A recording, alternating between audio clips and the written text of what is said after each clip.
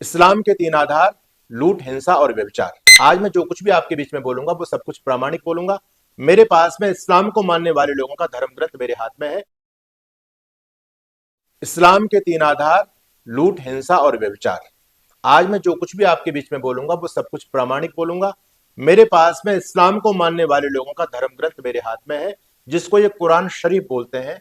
मैंने इस कुरान शरीफ का पूरा अध्ययन किया, लेकिन इस कुरान शरीफ में मुझे शराफत की कोई बात नजर नहीं आई। इसमें आगजनी, लूटपाट, व्यभिचार और हिंसा की बातों से ये कुरान पूरी तरह से भरी हुई है।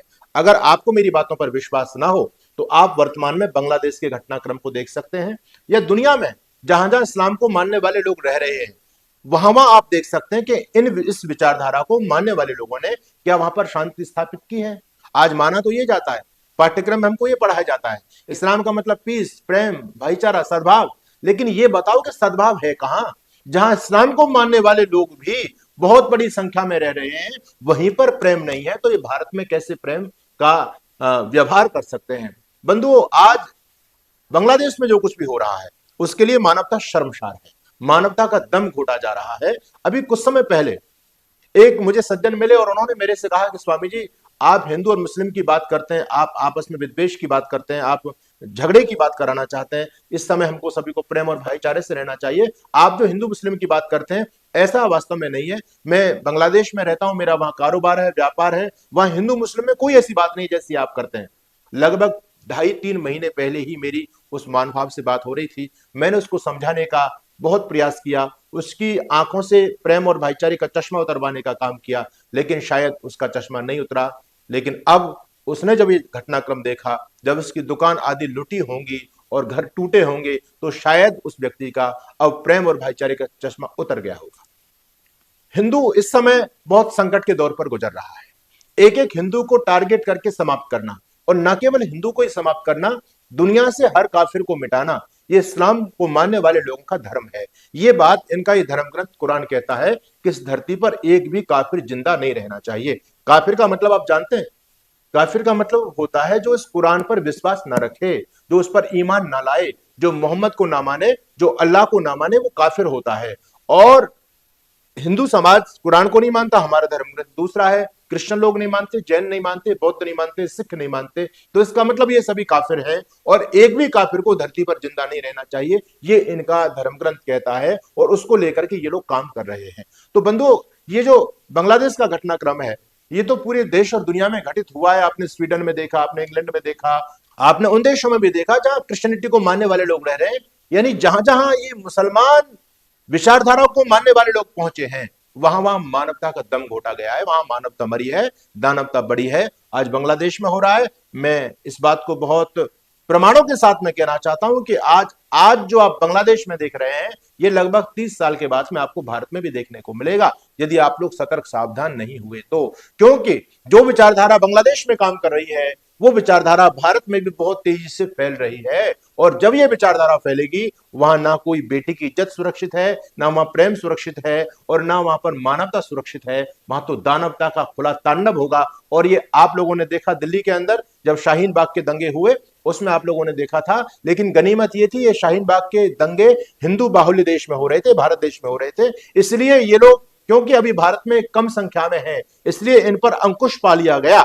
लेकिन आने वाले समय में भारत में जो सनातन विचारधारा को मानने वाले मानवतावादी लोग, हिंदू समाज रहता है, वो दिन प्रतिदिन कम होता चला जा रहा है। इस विचारधारा को मानने वाले लोग दिन प्रतिदिन बढ़ रहे हैं। हर गांव के अंदर जिसमें ये गोल टोपी वाले लोग रहते हैं, उसमें हर साल 2 से 3 हजार वोट इनकी बढ़ती ही है। तो इनकी जनसंख्या दिन प्रतिदिन बढ़ती चली जा रही है। तो आप ये क्यों नहीं कल्पना कर सकते हैं कि आज बांग्लादेश में जो हिंदुओं के मॉल लूटे जा रहे हैं, दुकानें फूंकी जा रही हैं, वहां से हिंदुओं के घरों से झाड़ू तक को, थाली तक को, चम्मच तक को लूट करके ये लोग ले गए। क्या ये आपके भारत में आपके साथ नहीं होगा?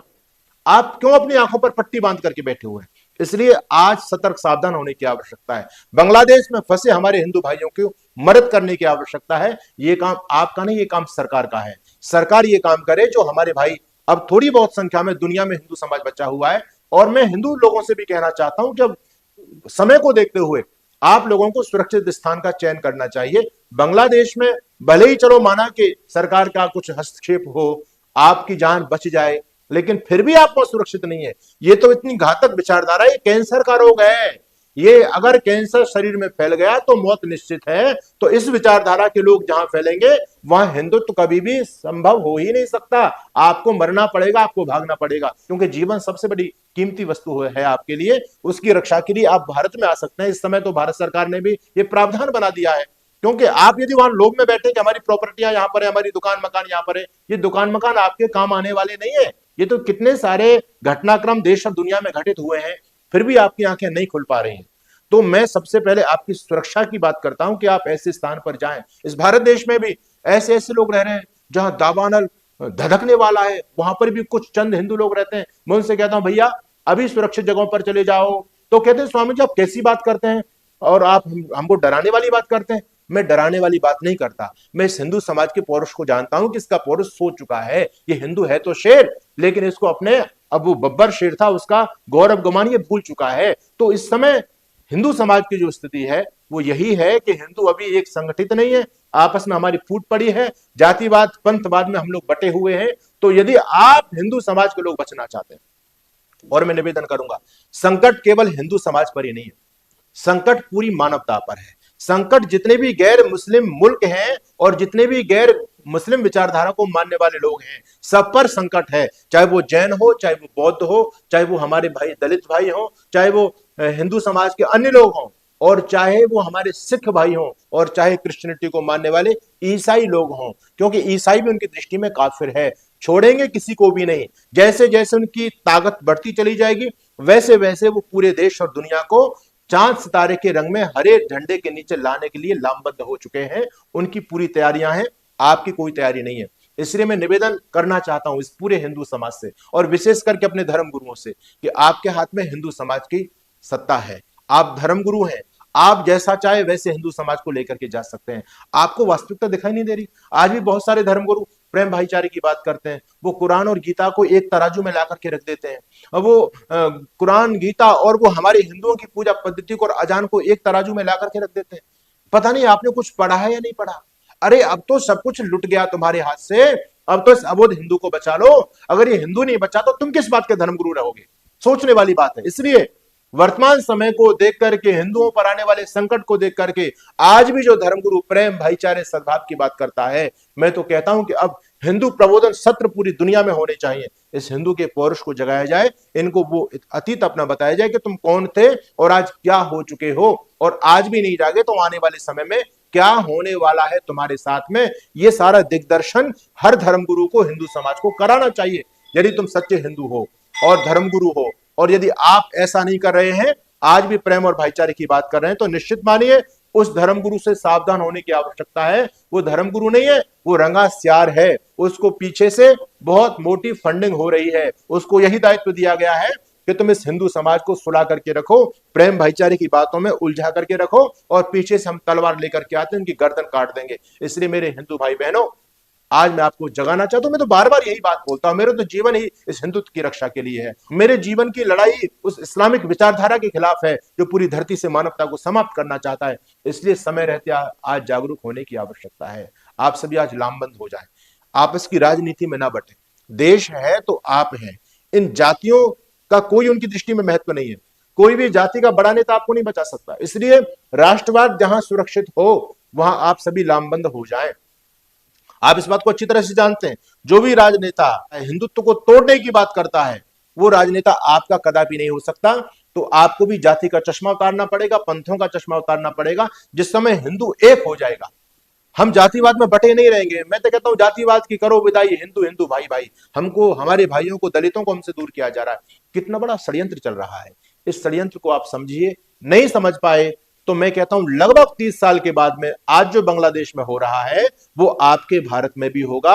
आपके घरों से आपकी बहन बेटियों को खींचा जाएगा, उनकी इज्जत तार तार की जाएगी, आपके संपत्ति का एक एक पैसा आपसे छीना जाएगा। और फिर आपकी बहन बेटियां जब उनकी इज्जत लूटी जाएगी, तब आपसे प्रश्न करेंगे और आपसे पूछेंगे कि मेरे दादा, मेरे पिता, ये बताओ कि तुमने हमको किन जल्लादों के हाथ में सौंप दिया। अरे तुम हमारी रक्षा नहीं कर सकते थे तो तुमने हमको जन्म क्यों दिया? तुम अपने बच्चों को क्या सौंप करके जाना चाहते हो? कल्पना करो आज के 20 साल 30 साल का बाद का भारत क्या होने वाला है। एक तरफ गजबाए हिंद की इस देश में तैयारियां चल रही हैं, एक तरफ सर तन से जुदा के नारे इस देश में चल रहे हैं, इस देश को अनेक प्रकार के टुकड़ों में बांटने की योजनाएं चल रही हैं, अनेक प्रकार की अधार्मिक और राक्षसी प्रवृत्तियां इस देश में सक्रिय हो रही हैं।